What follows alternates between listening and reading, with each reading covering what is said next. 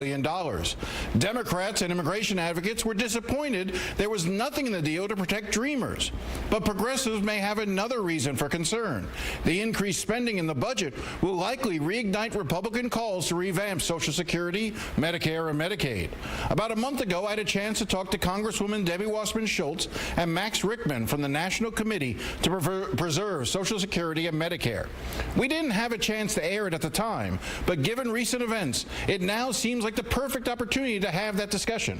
For context, we filmed this interview in mid-January, right after Congress passed the tax cut. Here you go.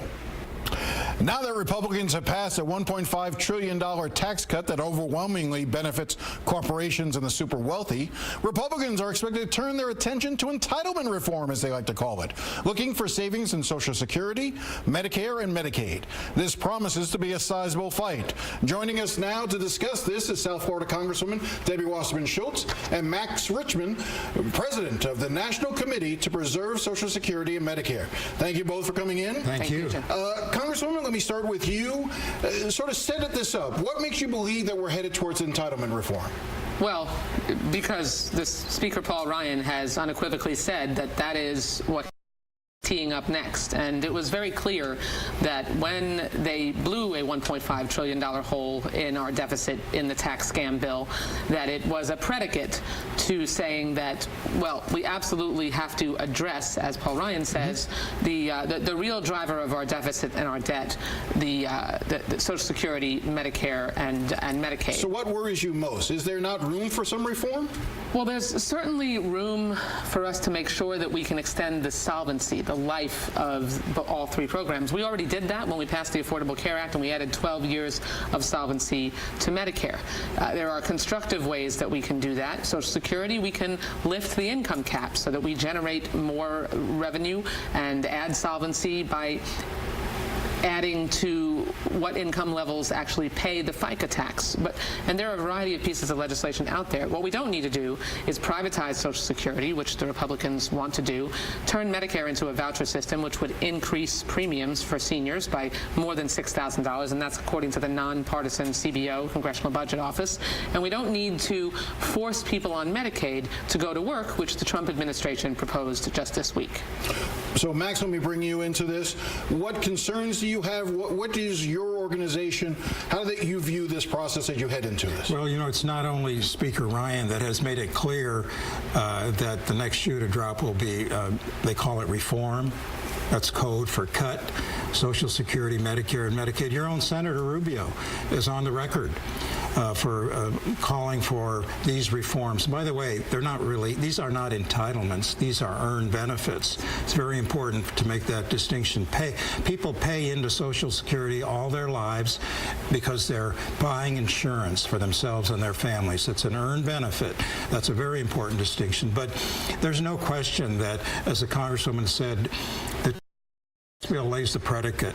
All of a sudden, all of these members that voted almost down the line for the tax bill, they didn't say anything about the $1.5 trillion deficit that was going to be increased by the tax cut. Now they're going to say, well, we can't afford that. We can't afford. Well, Max, let me just ask you this. What are the biggest misnomers? What are the biggest fallacies that you hear time and time again being talked about that you would like to clarify here today? Well, Social Security, first of all, doesn't contribute a penny to the deficit.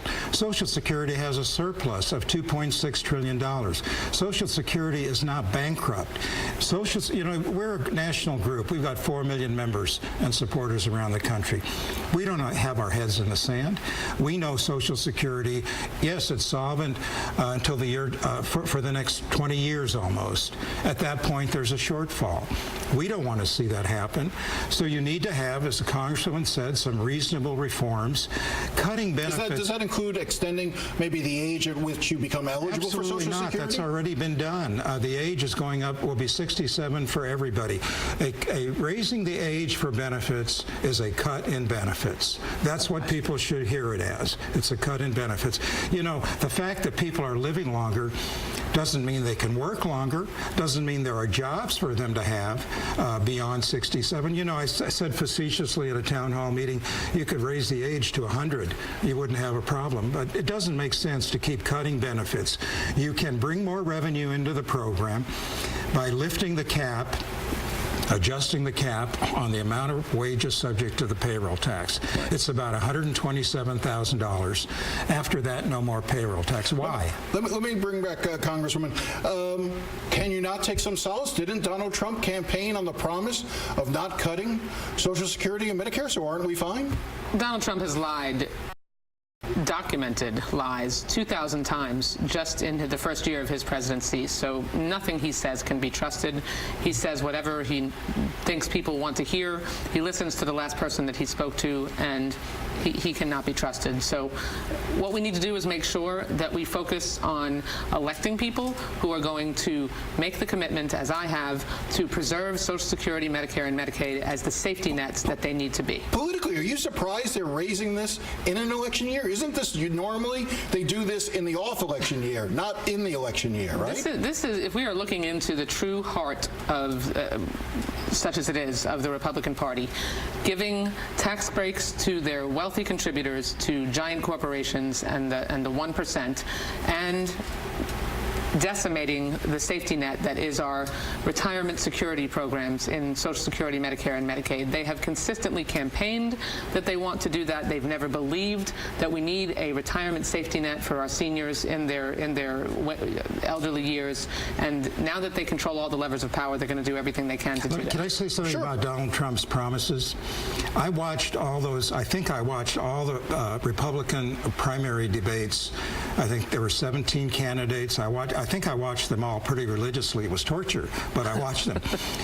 He promised not to cut Social Security, not to cut Medicare, not to cut Medicaid. He has supported the budget resolutions that passed the House and the Senate. What do?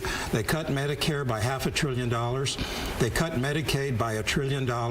And they set up, we call it a fast-track process that can cut Social Security without going through the procedural steps that are normally required. So I'm not counting on those promises.